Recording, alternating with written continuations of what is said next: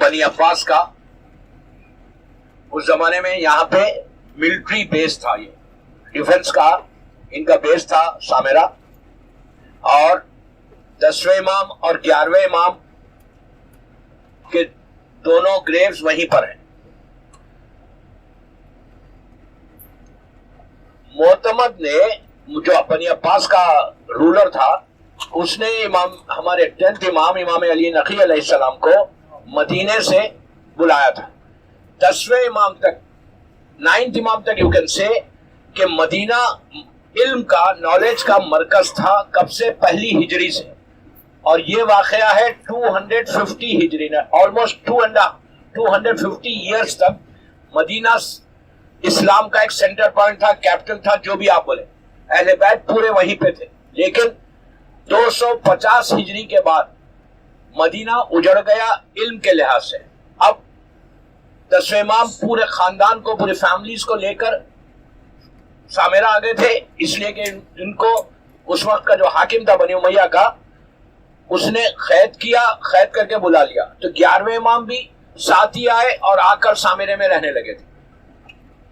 Even ہمارے جتنے معصومین ہیں ان کی ولادت یا مکے میں ہے یا مدینے میں، 14 معصومین کی، صرف ایک امام کی ولادت سامرے میں، وہ ہمارے زمانے کے امام۔ سامرا مدینہ ایسا اجڑا کہ ایون جب امام کا ظہور ہوگا انشاءاللہ تو اس وقت بھی مدینہ کیپٹل نہیں ہوگا اسلام کا، بلکہ زمانے کا امام اس وقت جو کیپٹل بنائے گا اپنی حکومت کا، وہ کوفہ بنائے گا۔ تو 250 ہجری تک مدینہ مرکز تھا، لیکن 250 ہجری کے بعد جب 10ویں امام سامرا آئے تو اجڑ گیا، اور ہمیشہ کے لیے اجڑ گیا علم کے لحاظ سے۔ بہرحال تو سامرا جو ہے اس وقت کا ملٹری کا بیس تھا، وہاں پہ ان کو لا کے، ہمارے امام کو لا کے ان لوگوں نے قید کیا، اور 10ویں امام وہیں پہ رہے۔ 255 ہجری پہ 254 ہجری آخری تاریخوں میں 10ویں امام کی شہادت ہوئی، اور آپ کو ان کے گھر میں دفن کیا گیا۔ جیسا ایک روایت سے اللہ کا رسول بھی اپنے گھر میں دفن ہوئے، اسی طرح 10ویں امام بھی اپنے ہی گھر کے اندر دفن کیے گئے۔ اور 255 ہجری 15 شعبان کو زمانے کے امام کی ولادت ہے، اور پھر 5 سال تک آپ نے اپنے بابا 11ویں امام کے ساتھ وقت گزارا، اور 260 ہجری 8 ربیع الاول کو 11ویں امام کی شہادت، تو ان کو بھی ان کے بابا 10ویں امام کے پہلو میں دفن کیا گیا۔ دونوں امام ہمارے معصومین وہیں پہ دفن ہوئے، اور جب 11ویں امام کی شہادت ہوئی تو آپ کی ایج 28 ایئرس کی تھی۔ ہمارے پورے معصومین کی جو ایجز میں سب سے کم سن امام، جو سب سے ینگسٹ جو شہید ہوئے، وہ 9th امام ہیں، جو کاظمین میں دفن ہے، ہم نے جن کی زیارت کی ابھی، امام محمد تقی جواد علیہ السلام۔ اور آپ کی شہادت جب ہوئی تو اس وقت 9ویں امام کی ایج 23 ایئرس کی تھی، سب سے ینگسٹ 9ویں امام، اور اس کے بعد جو ہے 11ویں امام سامرے میں جو دفن ہوئے 28 یا 29 ہجری میں آپ کی شہادت ہے۔ اچھا، وہیں پہ دونوں کو ایک ہی جگہ دفن کیا گیا۔ ایک دفعہ دفن ہونے کے بعد سامرے میں روزے کے بالکل پہلو میں، بالکل بازو، ایک بیسمنٹ ہے، ایک تہہ خانہ جس کو آپ بولیں گے، وہ ہے کہ جو سرداب مقدس کہا جاتا۔ سرداب بیسمنٹ، اس زمانے میں ایئر کنڈیشن سسٹم نہیں تھا، تو ہر گھر میں سمر میں لوگ نیچے چلے آتے تھے بیسمنٹ میں ٹھنڈک کے لیے۔ تو یہ بھی بیسمنٹ ہمارے 10ویں امام نے بنایا تھا، جو آج سرداب مقدس ہے۔ یہ سرداب اتنا امپورٹنٹ ہے، وہاں ہم جب جائیں گے پہلے ہم 10ویں امام کی زیارت کریں گے، پھر 11ویں امام کی زیارت کریں گے، لیکن جب آپ نیچے جائیں گے بیسمنٹ میں، یہ بیسمنٹ اتنا امپورٹنٹ کہ ساری دعاؤں کا مرکز ہے۔ وہ بھی ایک معصومین کے روزے تو مرکز ہے، لیکن اس کے علاوہ اگر کوئی مرکز ہے جہاں آپ یہ چاہتے کہ آپ کی دعا فوراً قبول ہو، اس لیے کہ یہ وہی جگہ ہے کہ جہاں زمانے کے امام نے، امام زمانہ نے کئی سال گزارے، کئی ایئرز تک اسی بیسمنٹ میں رہے۔ وہ جو آخری واقعہ ہے کہ جب امام کو پکڑنے کی کوشش کی گئی تھی بنی امیہ کی طرف سے، معتمد باللہ کی طرف سے، تو اس وقت امام اسی بیسمنٹ میں تھے، اور لوگوں کو، اچھا اس زمانے کے جتنے شیعہ تھے اور جتنے نائبین تھے، محمد ابن عثمان، عثمان ابن سعید، یہ جو پیریڈ گزرا، یہ وہ لوگ ہیں کہ جو امام کے نامینیٹڈ مجتہدین بولے، نائب بولے، تو یہ لوگوں کے زمانے میں یہ لوگ بھی یہیں پر آ کر امام سے ملتے تھے، اسی بیسمنٹ میں۔ یا کبھی امام ان سے ملنے چلے جاتے. تو اس پوری بنی عباس کی حکومت میں یہ آواز پھیلی کہ سامرہ مرکز بن رہا شیعوں کے 12ویں امام کا. تو اس وقت اس نے معتمد باللہ نے ایک بہت بڑے لشکر کو 10,000 کی آرمی کو اسی سامرے میں بھیجا تھا. اور جو بڑے دشمن تھے وہ لوگ جب پہنچے تو یہ جو بیسمنٹ آج جب ہم جا کے اب زیارت کریں گے اس بیسمنٹ میں سے قرآن کی تلاوت کی آواز آ رہی تھی. تو یہ پورے دشمنوں نے اس فوج نے گھیر لیا, بیسمنٹ کو گھیر لیا. اور آج بھی سٹیپس تو کافی بڑے کر دیے ان لوگوں نے. اس زمانے میں جو نیچے جانے کے سٹیپس تھے وہ چھوٹے تھے. تو جو ان کا لیڈر تھا, جو کمانڈر تھا, بڑا دشمن اہل بیت, اس نے ایک آدمی کو نیچے بھیجا اور یہ کہا کہ جا کر دیکھو اندر کیا ہے. اس نے جا کر دیکھا کہ ایک جوان, تھوڑا سا پانی ہے وہاں پر اور پانی کے دوسری سائڈ کے اوپر ایک جوان بیٹھ کے قرآن کی تلاوت کر رہا. تو اس نے اوپر آ کے بولا کہ وہ جوان جو شیعوں کا امام ہے وہ یہیں پر ہے. تو یہ ایک ایک آدمی کو بھیجتا ہے. پہلا آدمی جب آیا نیچے امام کو اریسٹ کرنے کے لیے تو اس نے پانی کو دیکھا, پانی بہت چھوٹا سا نظر آیا. اس نے پیر ڈالا کہ یہ پانی کو میں کراس کر کے جاؤں گا اور جا کر ان کو اریسٹ کر لوں گا. لیکن جیسے اس نے پیر ڈالا پانی میں تو وہ ایسے محسوس ہونے لگا کہ میں بہت ڈیپ واٹر ہے اور میں ڈوبنے لگا, تو وہ اوپر آ گیا. اسی طرح 3 آدمیوں نے ٹرائی کیا. پھر وہ خود کمانڈر آیا نیچے, اس نے کہا یہ آیا اور اس نے بھی یہی دیکھا کہ پانی بہت چھوٹا سا ہے, پیر ڈالا اور پھر باہر آ گیا. اس کے بعد وہ کہتا ہے کہ میں نے دیکھا کہ وہ جوان نماز کو پڑھا, مصلی کو ریپ کیا اور میری طرف نگاہ ڈالی. نگاہ ڈال کر پانی کو کراس کرتے ہوئے اوپر سیڑھیوں سے چڑھ کے اس بیسمنٹ سے باہر آئے. اس کا یہ حکم تھا کہ جب تک میں کوئی آرڈر نہیں کروں, حکم نہ دوں, تم لوگ گرفتار کسی کو نہیں کرنا. تو فوج ویسی ٹھہری رہی, امام اس کے سامنے سے باہر چلے گئے. جب باہر گئے تو اس کے بعد اس کو ہوش آیا کہ ارے وہ تو جوان چلا گیا. یہ دوڑتا ہوا اوپر آیا. اس نے آنے کے بعد پوچھا کوئی گیا تھا, تو لوگوں نے کہا کہ ہاں ہمارے سامنے سے جوان باہر نکل گئے. تو یہ کہتا ہے کہ میری آنکھیں تھیں لیکن میں دیکھ نہیں سکا ان کو. تو یہاں پر 2 روایتیں. ایک روایت کے امام نے سورہ یاسین کی آیت نمبر 9 جو بسم اللہ الرحمن الرحیم وجعلنا من بین ایدیہم سدا ومن خلفہم سدا اغشیناہم فہم لا یبصرون, یہ وہی آیت ہے جو اللہ کے رسول نے کافر اور مشرکین کے سامنے فتح ہجرت کے وقت پڑھ کر کافروں پہ تھوکا تھا اور ان کے سامنے سے گئے تھے. وہ پہلے محمد نے بھی وہی آیت پڑھی اور آخری محمد نے بھی وہی آیت پڑھی. آیت پڑھ کے اس میں اللہ کہہ رہا ہے کہ ہم آگے اور پیچھے پردہ ڈال دیتے ہیں. تو یہ نکل کے امام باہر چلے گئے. یہ آخری مرتبہ, لاسٹ ٹائم اگر لوگوں نے امام کو دیکھا تو اس بیسمنٹ میں دیکھا. تو بیسمنٹ اس کے بعد سے اتنا بڑا مرکز بن گیا دعاؤں کے لیے کہ ہمارے بڑے بڑے مجتہدین, مقدس اردبیلی کے بارے میں بھی ہے, شیخ مرتضی انصاری کے بارے میں بھی ہے, اور خود یعقوب کلینی اور شیخ مفید کے بارے میں ہے کہ ان لوگوں نے یہاں پہ عریضہ لکھا اور چند گھنٹوں میں, بعض روایتوں میں تو یہ ہے کہ چند منٹ میں لکھا اور انہوں نے امام کا جواب پایا. تو انشاءاللہ آج ہم لوگ بھی وہاں پہ ایک عریضہ لکھیں گے. اگر آپ کے پاس کوئی عریضہ نہیں ہے تو وائٹ پیپر کے اوپر لکھو. ہر سال جب ہم گروپ لاتے ہیں تو ہم لوگ سب بیٹھ کے وہاں پہ عریضہ لکھتے ہیں. اچھا, یہاں پہ جو اعمال ہے اس بیسمنٹ میں, پہلی وہ نماز پڑھنا جو مسجد سہلا میں اور مسجد جمکران میں پڑھی جاتی, وہ ایاک نعبد و ایاک نستعین والی نماز. یہ نماز بڑی مجرب نماز ہے. یہ نماز سے کافی دعائیں قبول ہوتی ہیں. 3 چیزوں کے لیے تو یہ نماز کنفرم ہے. اگر کسی لڑکی کی شادی نہیں ہو رہی تو یہ نماز پڑھے, اور اگر ہارٹ کا کسی کو پرابلم ہے, مثال کے طور پہ آرٹریز بلاک ہے, یہ جو بھی, یہ نماز اس کے لیے بہتر ہے. رزق کے لیے یہ نماز بہتر ہے. کاروبار میں برکت چاہتے ہیں, جاب چاہتے ہیں, بزنس میں ترقی چاہتے ہیں, جو بھی آپ چاہتے ہیں, تو یہ 3 چیزیں تو کنفرم ہے. اس کے بعد تو اللہ چاہے تو جو چاہے دے سکتا ہے اس نماز کے بعد. تو ہم لوگ جب 10ویں امام اور 11ویں امام کی زیارت کر کے جب بیسمنٹ میں جائیں گے تو وہاں پہ 3 کام کریں گے. 2 رکعت سلامتی امام زمانہ کی نماز میں ضرور پڑھنا.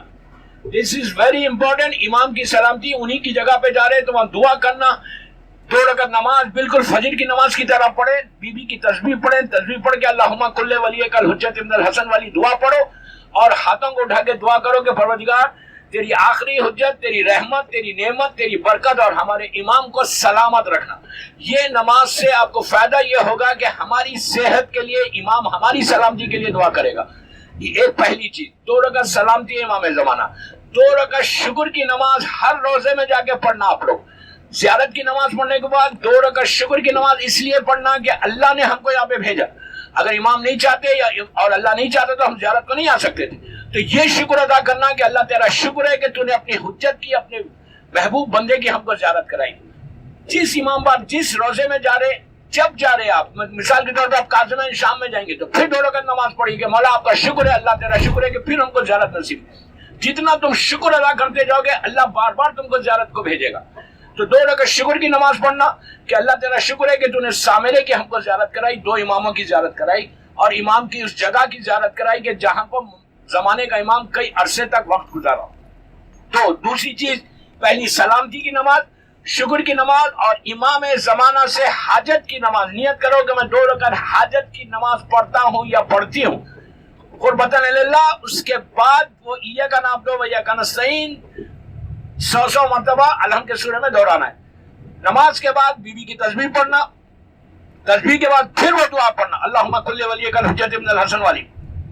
پھر ہاتھوں کو اٹھا کے دعا مانگو.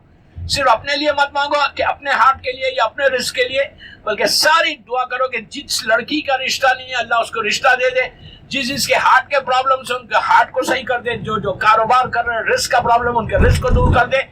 یہ پڑھنے کے بعد اچھا، اور ہر معصوم کے روزے میں جب جا رہے، جیسے کاظمین میں آپ لوگ گئے، اب شام میں پھر انشاءاللہ جائیں گے، یا سامرے میں آئے، تو جب بھی زیارت کو جانا، یہ طریقہ غور سے سنیں کہ جب بھی زیارت کو جانا تو یہ ہمارا ایک کلچر ہے، ہمارا ایک اصول ہے کہ ہم کسی کے پاس جاتے تو کوئی تحفہ لے کے جاتے، کوئی گفٹ لے کے جاتے، کسی بڑے کے پاس یا کسی ایسے آدمی کے پاس کہ جس نے بڑا احسان کیا ہمارے اوپر. جب ہم جائیں گے ان کے پاس ملنے تو کوئی نہ کوئی تحفہ. ایک امام کے پاس آئے، امام نے ہم کو بولا، امام سے بڑا کوئی نہیں اللہ کے پاس، تو اب ہم امام کو کیا تحفہ دیں گے؟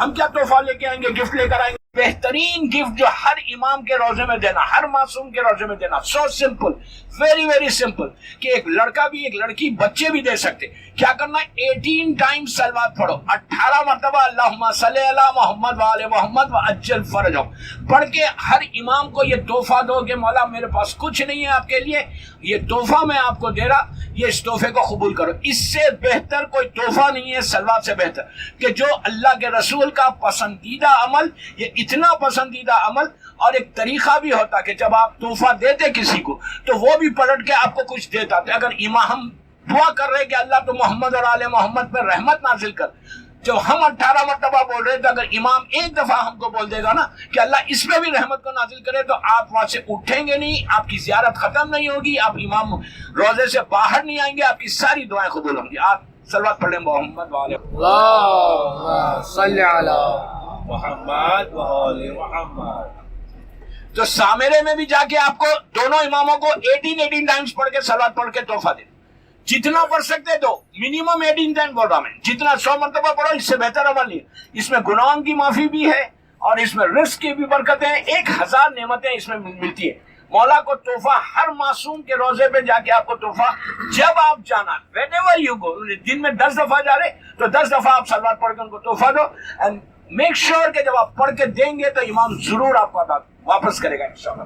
یہ 3 چیزیں بیسمنٹ میں کرنا ہے، اور عریضہ لکھنا ہے. عریضہ لکھ کے وہاں پہ، اب تو بیسمنٹ بہت بڑھ گیا، پہلے یہ بیسمنٹ بہت چھوٹا تھا، یہ ہارڈلی 3-4 سال سے اس کا کنسٹرکشن ہوا، اب تو بڑا ہیوج میسو ہو گیا.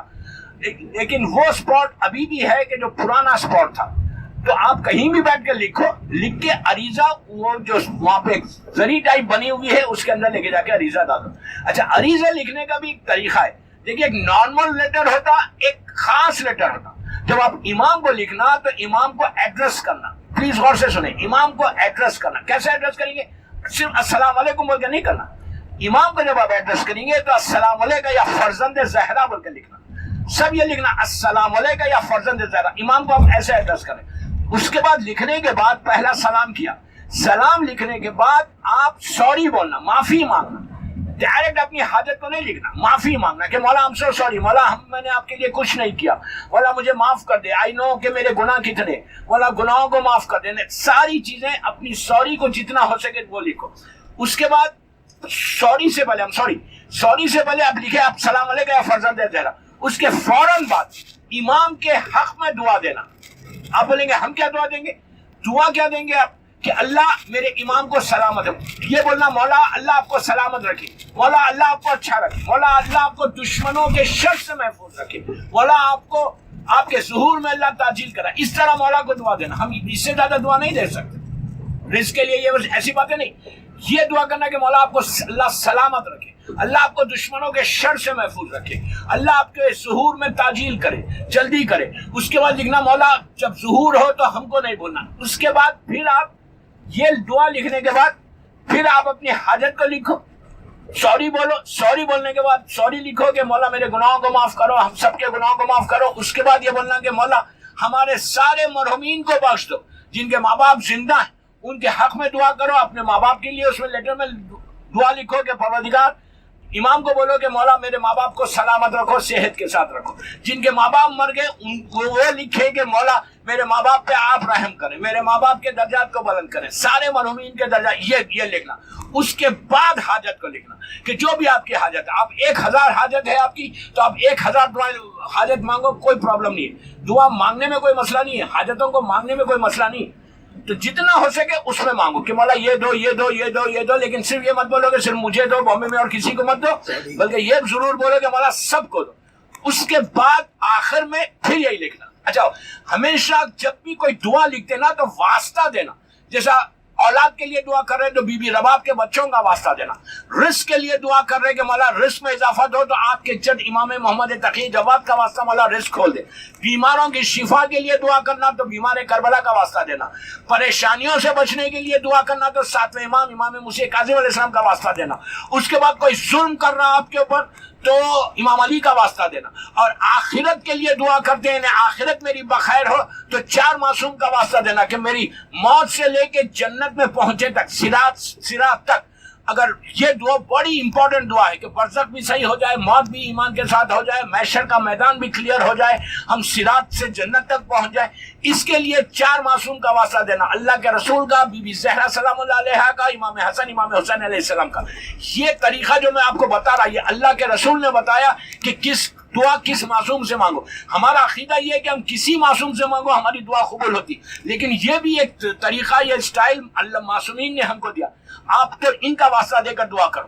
اور دعا کرنے کے بعد پھر شکر ادا کرو. شکریہ ضرور بولنا، تھینک یو ضرور بولنا امام کو کہ مولا ہم اس قابل نہیں تھے لیکن آپ نے ہم کو بلایا یہاں پہ اور ہم نے بلایا. اور ایک دعا ویری امپورٹنٹ ضرور لکھنا کہ مولا پھر بلاؤ ہم کو. یہ دعا ہر معصوم کے روزے میں جا کے کرو کہ مولا جب نکلو وہاں سے دروازے سے تو بولو مولا پلیز مولا جلدی پھر بولا ہم کو. جب آخری دعا کریں گے آپ لوگ انشاءاللہ، ہم نکلتے وقت کربلا سے بار بار یہ بولنا کہ مولا اچھا بلاؤ تو صحت کے ساتھ بلاؤ، مولا اس قابل کرو کہ ہم جلد سے جلد پھر آپ کے سلام کرنے آپ کے قدم بوسی کے لیے آئیں. تو اس طرح سے عریضے میں لکھو. اور جتنی دعا ہیں یہ یاد رکھو کہ ہماری زیارت آج اگر ہم ہو رہی، ہم سامرا جا رہے یا کربلا مولا یا نجف اشرف یا کاظمین، یہ ساری زیارت جو ہو رہی نا امام زمانہ کی اجازت سے ہو رہی. زمانے کے امام نے ہم کو بلایا، یہ ہمارا عقیدہ ہے. اور ایک بات میں آپ کو بولوں، جیسے آج صبح میں ہم کاظمین پہنچے، کل رات میں کاظمین پہنچے، جو ٹائم ہمارا امام کے پاس تھا، مثال کے طور پہ ہم اپنی لینگویج میں بات کر رہا کہ جو ٹائم امام نے اپوائنٹمنٹ ہم کو دیا تھا اسی ٹائم پہ ہم پہنچے. اپنی مرضی سے کوئی نہیں پہنچ سکتا. روایتوں میں ہے کہ جب زائرین جاتے تو ہر صبح میں جتنے زائرین معصومین کے روزے میں جاتے باقاعدہ فرشتے وہ پوری لسٹ دیتے اور دے کے یہ بولتے کہ فلاں یہ آ رہا. تو امام وہ ٹائمنگز دیتے. تو کبھی ہم یہ نہیں سوچے کہ ہم اپنی مرضی سے زیارت کو جا رہے ہیں. نو، جس وقت پہ امام نے ہم کو بلایا اسی وقت پہ ہم جا رہے. اس لیے کہ آپ دیکھو کہ جب آپ دخول پڑھتے وہاں پہ تو آپ ملائکہ سے بھی اجازت لیتے کہ وہاں جو ملائکہ مقربین جو وہاں موجود ہیں، ہم جو ملائکہ وہاں موجود ہیں ہر معصوم کے روزے میں، ہم ان سے پرمیشن لیتے کہ ہم آپ کے پاس آ رہے. جو ملائکہ موجود ہیں ان سے بھی پرمیشن لیا جاتا. تو بہرحال تو یہ یاد رکھو کہ جب بھی معصوم کی زیارت کو جاؤ تو ان کا شکریہ ضرور ادا کرو کہ مولا آپ نے ہم کو اس قابل سمجھا کہ آپ نے ہم جیسے انسان کو آپ نے اپنی زیارت کو بلایا. یہ انکساری ہے، یہ ڈاؤن ٹو ارتھ ہونا، یہ مومن کی پہچان ہے. یہ نہیں کہ سر اٹھا کے امام کے روزے میں جا رہے. کسی معصوم کے روزے میں جاؤ تو نگاہوں کو نیچی کر کے جاؤ، سر کو جھکا کے جاؤ. اس کے بعد دیکھو کہ معصوم تم کو دیتا کیا ہے، سر اٹھا کے مسکراتے ہوئے. اور جب امام کے روزے میں پہنچنا تو ذہن میں کچھ نہیں رکھنا، یہ سوچنا کہ تم سامنے امام موجود ہے. ہمارا عقیدہ، ہمارا بلیف، ہمارے معصومین کے ارشادات کہ جب بھی زائر جاتا وہ امام وہاں پر اس زائر کو، جب زائر آپ جا کے سلام کرتے تو امام جواب سلام دیتا، اور جواب سلام دینے کے بعد امام مسکرا کے تمہارا ویلکم کرتا. تو جاؤ تو گریا کرتے ہو، مولا حسین کے غم کو یاد کر کے روتے ہوئے جاؤ. کوشش یہ کرو کہ ہر معصوم کے روزے میں جا کر مولا حسین پہ گریا کرو، اس لیے کہ یہ پسندیدہ عمل ہر معصوم کا ہے. کوئی بھی کربلا والوں کے مصائب کو یاد کرو، بی بی زہرا کے مصائب کو یاد کرو، اور مصائب کو یاد کر کے ان کو فرصہ دو. یہ بہترین عمل دعاؤں کی قبولیت کا عمل ہے. یہ نہیں کہ صرف کربلا جا کے ہم کو گریا کرنا ہے، نو، سامرے میں بھی وہی کرنا ہے، نجف اشرف میں بھی. جب جاؤ مولا حسین کا ذکر ضرور کرو، اس لیے کہ ہر معصوم یہ چاہتا تھا کہ میرے جد حسین کا ذکر ہو. صلوات علی محمد وعلی محمد. شکر کہ ہم سامرے میں آ گئے، اور میکسیمم سلوات پڑھو، جتنا جب تک پڑھتے رہو. اس کے بعد یہی سلوات کو ہدیہ کر دو معصومین کو.